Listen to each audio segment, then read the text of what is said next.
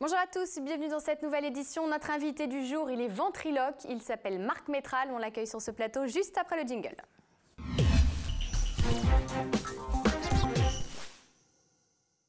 Marc Métral, bienvenue sur ce plateau. Bonsoir. Merci Alexandra, Comment merci Reda.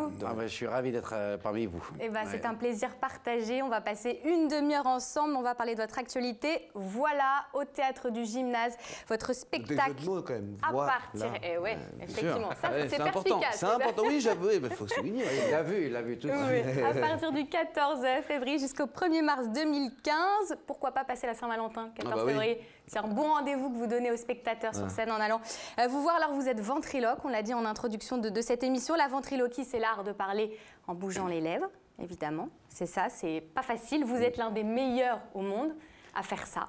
Et oui. Oui, depuis quelques années maintenant. Une réputation internationale. Et vous êtes le concepteur du chien qui parle. Alors ça aussi, ça c'est ce que vous avez apporté. On le voit sur l'affiche. Oui. Comment est-ce qu'on fait? Ça, c'est fort. Alors, il y a une petite anecdote à ce sujet. On a l'image d'ailleurs. Pendant des années, pour arriver aux grands établissements qui sont Lido, Moulin Rouge, il faut avoir un truc unique au monde. Et j'ai essayé 1000 choses. J'ai pris des cours de violoncelle. D'ailleurs, j'ai un violoncelle en scène. J'ai pris des cours des chanteurs d'opéra. Il fallait trouver le petit truc qui est un peu différent. Et j'avais acheté la première chienne à mon épouse parce qu'elle n'était pas toujours avec moi au cabaret, tous les soirs, parce qu'elle s'ennuyait. Et puis un jour, je lui dis, ça va? Oui. Alors viens là, je te fais parler comme ça, Et ça faisait rire tous les amis. Je dis, mais c'est formidable. Ça fait déclic. Voilà. Et donc, je lui ai volé. Bon. Et on a commencé à travailler. J'étais à Madrid à l'époque, en Espagne. Et après, c'était quand même un long chemin pour en faire un numéro. Et surtout, je ne fais pas en faire un numéro de dressage. C'est une relation de complicité et d'amour qu'il y a entre, maintenant, c'est Wendy, qui est avec moi sur scène. Donc, c'est dans ce sens-là où il y a une tendresse de la part des spectateurs. Et au-delà même de Wendy, j'ai vu qu'il y avait 100 voix différentes. Vous pouvez faire 100 voix, 100 personnages différents? Alors bien sûr, je n'ai pas 100 voix, mais on arrive, en changeant la tessiture, en travaillant les accents, et vous sans le verrez. Variation. Oui, sans variation. Sans variation. Mais c'était joli la formule, sans voix. Sans voix, oui. Des tonalités différentes. On va regarder tout de suite une présentation en images de votre spectacle. On en parle juste après, regardez. Si seulement il est, comment vous dire, c'est amusant. Il est ventriloque. Et son nom est Marc Métral, créateur, comédien, imitateur hors pair. L'artiste nous offre avec son spectacle intitulé Voilà toute la quintessence de son métier. J'ai fait un casting pour un film. Ah, intéressant. Une histoire d'amour. Et t'as été prise? D'une certaine façon. On ne se refuse rien, entre dérision et rire, le cocktail est parfait. Avec Voilà, Marc Métral nous trace le parcours extraordinaire d'un fils de paysan qui décide de devenir ventriloque, entouré de marionnettes, d'animaux, de bébés ou encore de crocodiles plutôt pervers. Moi j'ai un petit problème. Par quoi on commence? Par la dame? Quoi? J'adore manger chinois? Le sens du détail, notre ventriloque le pousse jusqu'à son paroxysme. Plus de 10 ans de travail, plus de 20 maquettes, des décors construits avec des matériaux recyclés. Marc Métral innove, détonne en s'associant notamment avec l'atout charme du spectacle, Mademoiselle Ying, diplômée de l'école du cirque de Pékin. Pour découvrir l'univers enchanté, poétique et décapant de Marc Métral, rendez-vous au Théâtre du Gymnase du 14 février au 1er mars 2015.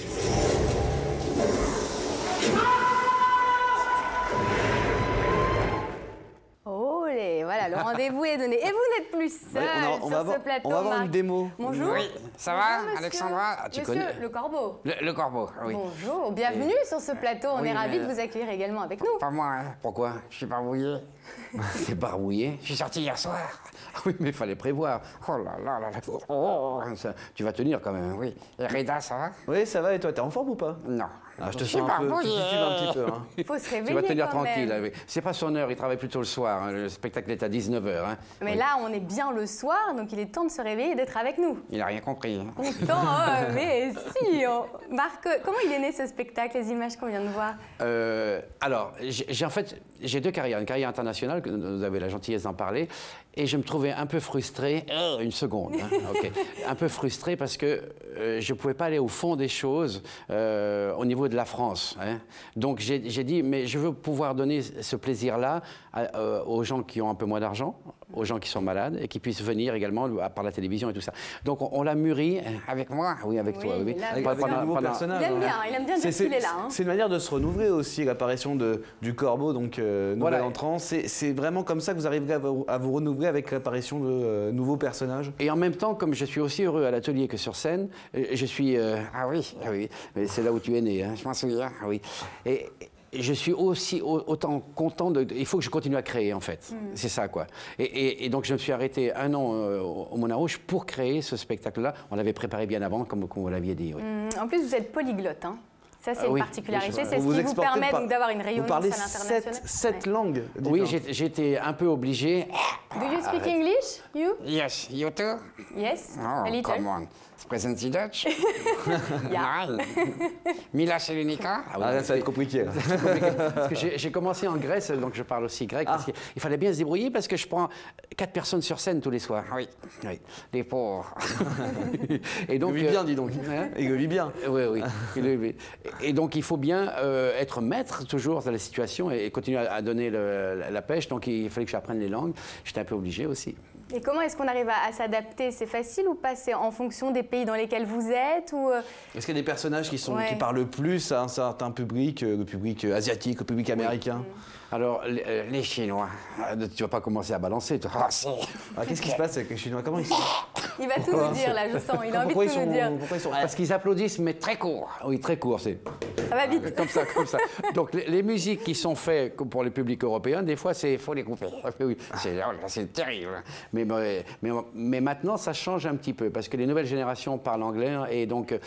J'ai aussi fait des séries de télévision à Kuala Lumpur, également au Chili, effectivement. Mais il y a des personnages comme la grand-mère qui touchent le cœur de tout le monde, comme le chien abandonné aussi. Et donc, parce que les sentiments, le rapport avec la famille, ça concerne absolument tout le monde. Et la ventriloquie, ça s'adapte à tous les publics étrangers? Ou est-ce qu'il y a un certain public qui est réceptif et pas d'autres? Ça passe peut-être plus ou moins... Au niveau international, j'ai l'habitude de dire qu'il m'a fallu 15 ans pour faire 15 minutes. Ah ouais. Parce qu'il y a one gangline, ça veut dire qu'à chaque phrase, il y a un rire. La ventriloquie, ça fait rêver beaucoup de gens. Forcément, on se demande comment vous faites, parce que c'est fort, très fort. Est-ce que vous avez des conseils à donner? Nous, alors nous, on a testé en loge, on ne sait absolument pas le faire. J'aimerais bien y arriver au moins une fois. Non, mais voilà. Est-ce qu'il y a des petits conseils, des petites choses quand même pour savoir le faire? Parce que les gens qui nous regardent ce soir, je pense qu'ils ont envie de tester aussi. Tu vas pas faire ça. Mais si. Il faut bien que j'apprenne. Mais c'est des concurrents. Mais c'est pas grave, ils ont un emploi ici. Tu es sûr? Oui, attends-moi ici. On ne donnera pas ta place. Attends-moi ici. On ne viendra pas sur scène avec vous, Marc.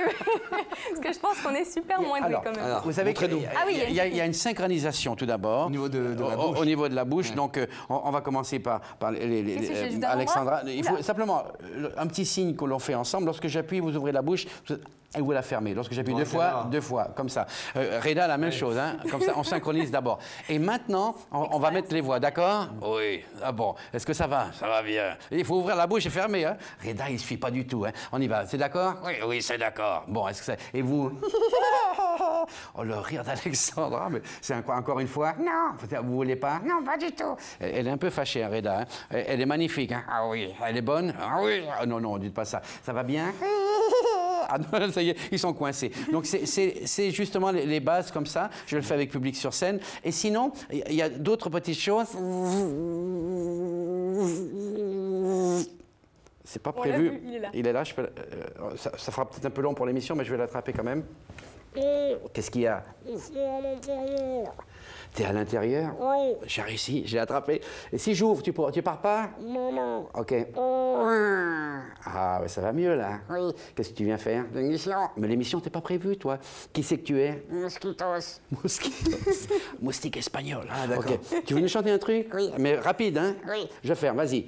Oh,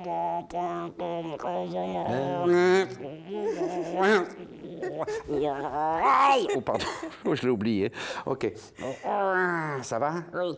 Écoute, c'était formidable. Moi, je veux dire, j'ai un seul mot pour toi, c'est bravo. Ah, zut. Et on le pleure. Aïe, aïe, aïe, aïe, aïe.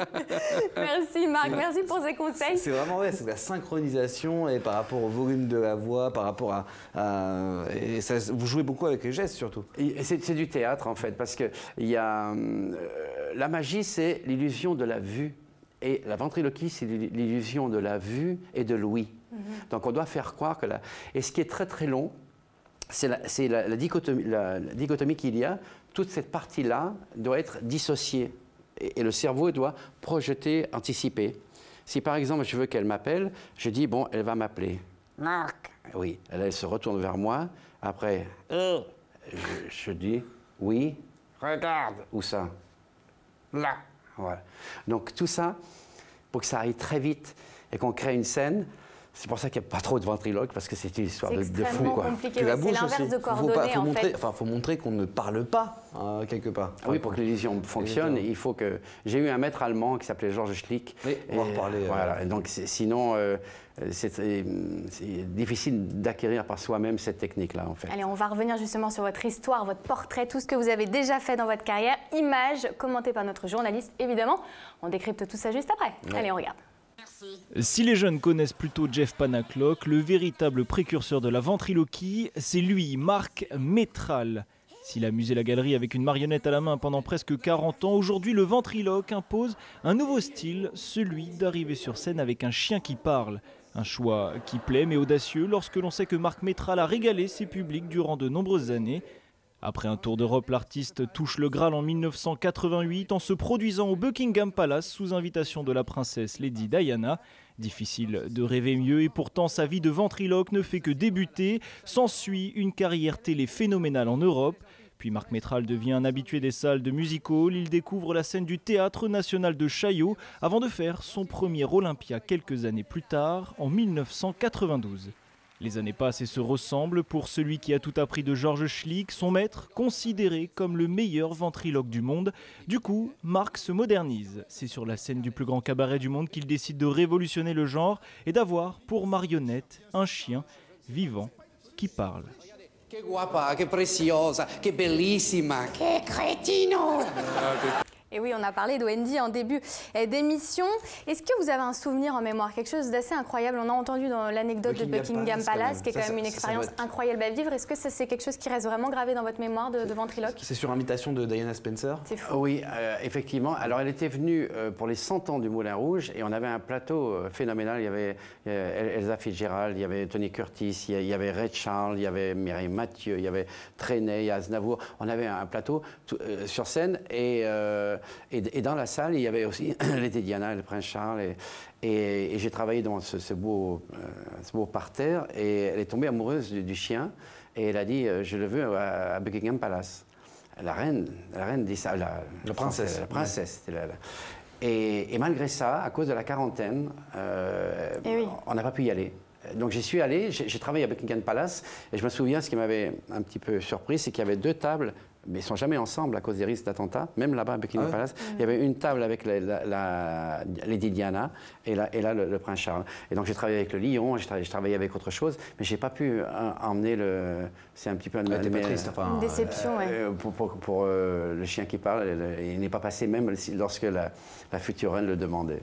Et en matière de logistique, par rapport à vos moyens, on dit que c'est vous-même qui fabriquez vos propres marionnettes. Je crois qu'on a une photo, vous réutilisez en fait du matériel pour tout ce qui est logistique. Ça, c'est quelque chose qui compte aussi pour moi. On n'a qu'une planète, hein, c'est très d'actualité avec ce qui va se passer à la fin de l'année ici. Sur votre compte Twitter d'ailleurs. Voilà. Et j'ai aussi hérité du matériel de mon épouse Viviane qui travaille avec moi, qui met en scène, qui écrit depuis longtemps, qui était une excellente magicienne, qui travaillait au Lido avant. Et son papa était un maître de magie. C'est-à-dire qu'il faisait tous les galas de l'Union des artistes et il conseillait les gens. Et j'ai hérité de son établi, de ses tiroirs, et il y a du matériel qu'on ne trouve plus, et je ne sais même pas des fois à quoi ça sert, et que j'ai hérité de ça. Donc il doit être très content, il s'appelle Mireldo, là-haut, que je continue cette tradition-là. Donc il m'a appris à travailler, et souvent sa phrase c'était « ça passe pas la rampe ». J'ai dit « comment ça passe pas la rampe ?»« Si, ça va marcher ». Ils savaient à l'avance, passer la rampe, ça veut dire toucher le public, et ce qui allait marcher ou pas marcher. Et combien d'heures de travail pour, comment vous travaillez concrètement? Vous vous isolez pour avoir une vraie connexion avec les personnages que vous créez? Je pars d'une idée. Ensuite, je construis le personnage en fonction de... Je vous ai parlé du... Michael Jackson, j'ai énormément de mal. Parce que, par rapport à la gestuelle, etc. Moi, j'avais commencé depuis longtemps par rapport à la couleur de la peau aussi. Les changements et oui, il faut les faire modifier aussi. Vous les faites évoluer, les marionnettes. C'est difficile. Oui, parce qu'eux, ils vieillissent pas, mais les marionnettes ne vieillissent pas, mais les gens vieillissent. Non, c'est une petite boutade. Mais pour Michael, c'est la première fois, je vous montrerai tout à l'heure l'abbé Pierre, je le fais à mon image, mais on n'arrive pas du premier coup non plus. J'ai eu de nombreux essais. J'ai un personnage qui vieillit sur scène également. Et là, j'ai fait, je ne sais pas combien de tentatives avant, que je croyais. Une fois, je croyais que, comme un morphing sur scène, il devenait vieux. Et j'étais très heureux comme ça. Je dis, j'ai quand même le filmer pour voir. Je dis, oh, quelle horreur.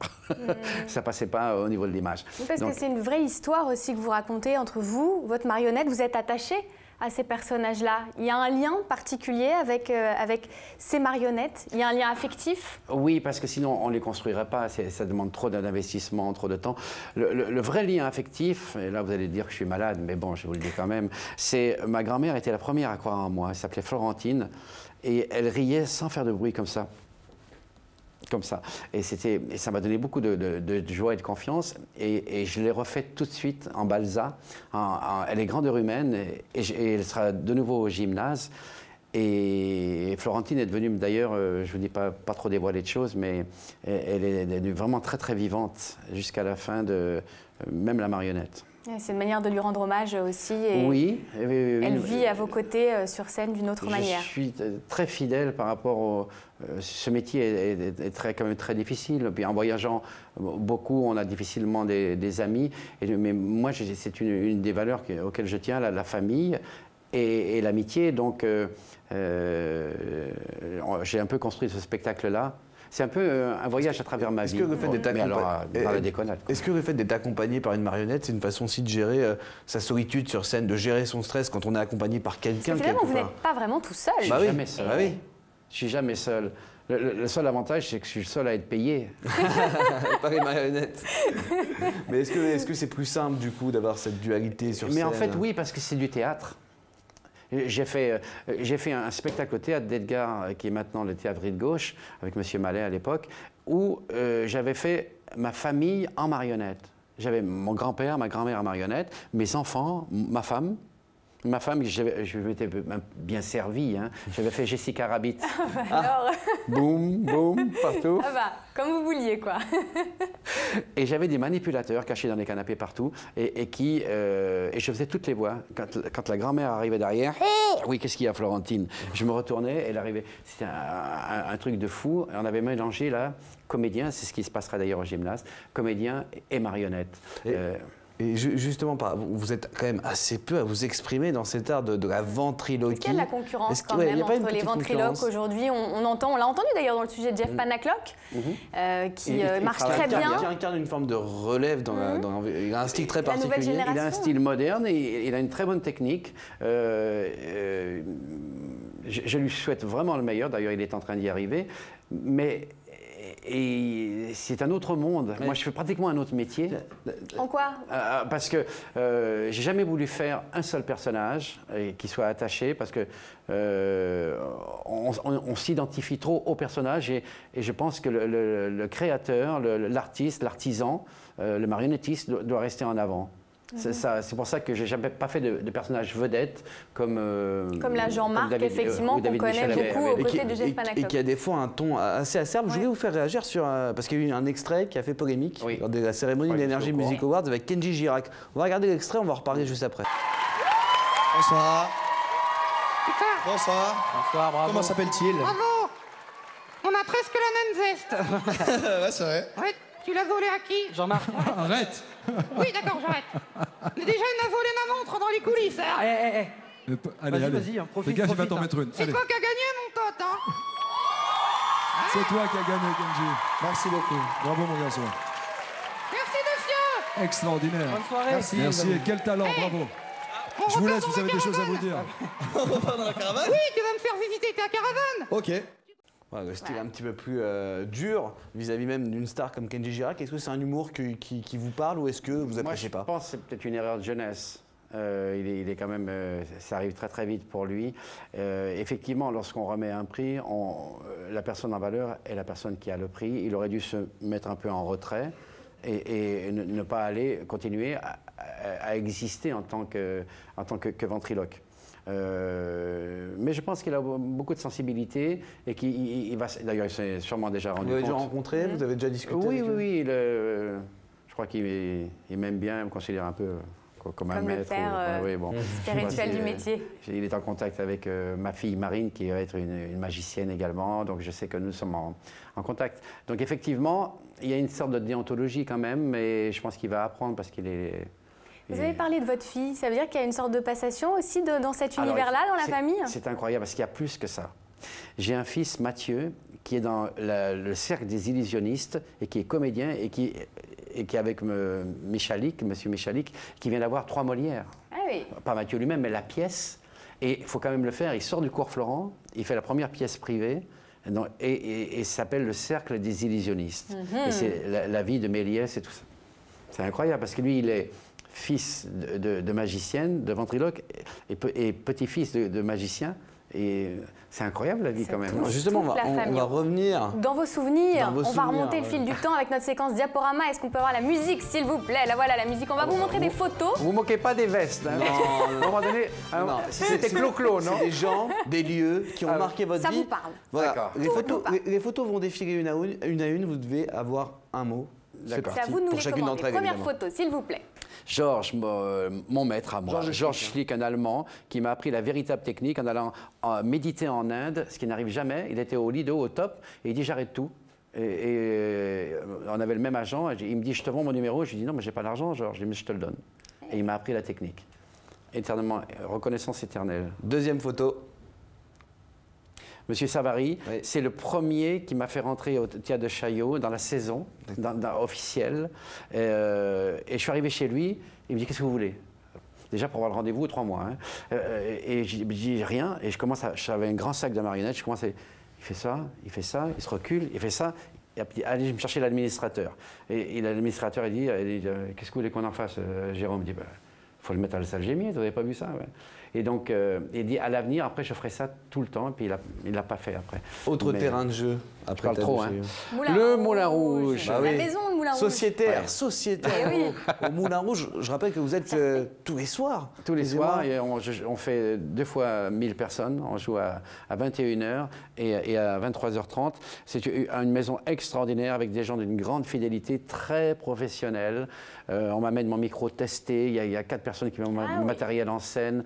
Ils sont d'une rigueur et longue vie au Moulin Rouge. J'y retournerai l'année prochaine. Photo suivante, 4e photo. Patrick Sébastien, parce qu'on vous voit dans le plus grand cabaret du monde.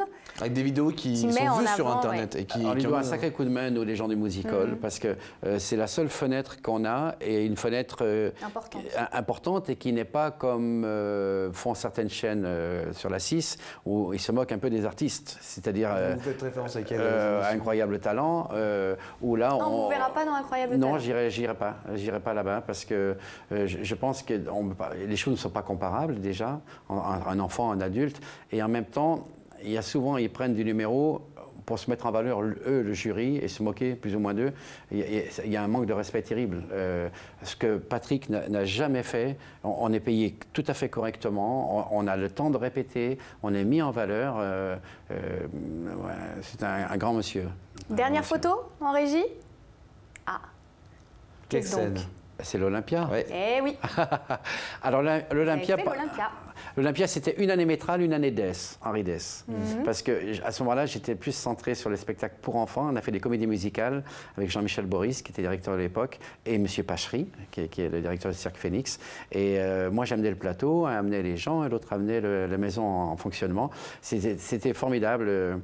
J'étais avec M. Eddy Marwani, le célèbre agent et producteur, et il me disait, j'ai que des noms en A. J'ai Lama, Goya, Métral, et maintenant ils vont amener des roses et vous allez devenir le nouveau Chantal Goya. Et à l'époque, c'était pas mon... C'était peut-être une erreur, mais c'était pas mon truc. Je voulais plus travailler du côté des adultes. Donc, j'ai pas continué. Bon, ça reste l'Olympia, un grand souvenir. Il nous reste 1 minute tout pile avant la fin de cette émission. Je vous propose d'envoyer un jingle. On a une petite surprise après ce jingle, puisque quelqu'un va nous dire au revoir pour la fin de cette émission. Ne bougez pas de jingle, s'il vous plaît.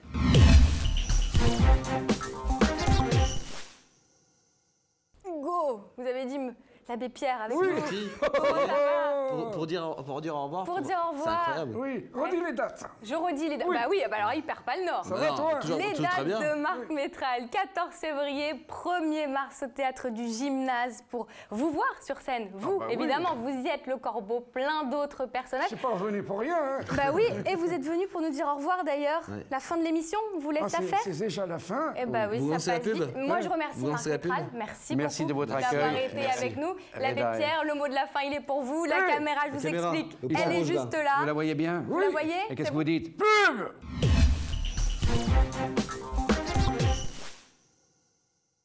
Voilà, c'est la fin de cette édition. Merci de nous avoir suivis. Rendez-vous tout à l'heure, 20h, pour un nouveau grand show. Je compte sur vous. Soyez bien au rendez-vous. À tout à l'heure, 20h.